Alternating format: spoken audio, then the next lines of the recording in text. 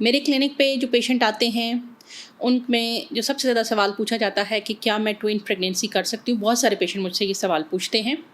تو میں ان کو یہ بات بتاتی ہوں کہ ٹوئن پریگنینسی بالکل ہم کر سکتے ہیں، لیکن کچھ ایسی کنڈیشن ہے جس میں ہم ٹوئن پریگنینسی کو پریفر نہیں کرتے. جیسے فار ایگزامپل اگر آپ کا پہلا سی سیکشن ہوا ہے اور ہم آپ کا الٹرا ساؤنڈ کرتے ہیں اور ہمیں لگتا ہے کہ آپ کا جو اسکار ہے، جو کٹ ہے، وہ کمزور ہے، اس کی تھکنیس کیا ہے، کم ہے، اس صورت میں ہم آپ کو ٹوئن کا مشورہ نہیں دیتے.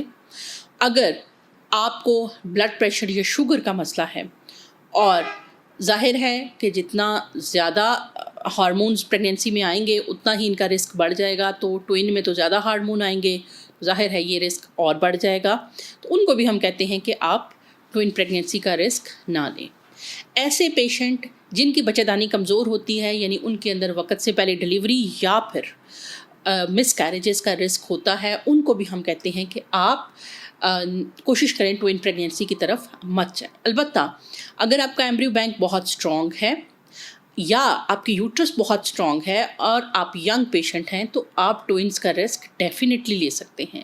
لیکن ہر پیشنٹ کے لیے ٹوئن بیبی کو کیری کرنا اور ٹیک ہوم، یعنی کہ ایمبریو رکھنے کے بعد یا نیچرل بھی ایون کنسیو کرنے کے بعد ٹوئن پریگنینسی سنبھالنا ہر ڈاکٹر، ہر یوٹرس اور ہر پیشنٹ کے پاس کی بات نہیں ہوتی ہے. اس کی پرٹیکولر کیئر ہوتی ہے. ہمارے پاس بہت سارے پیشنٹ پریگننٹ ہوتے ہیں اور وہ جو ٹریٹمنٹ ہوتا ہے وہ اپنے شہروں میں جا کے کراتے ہیں.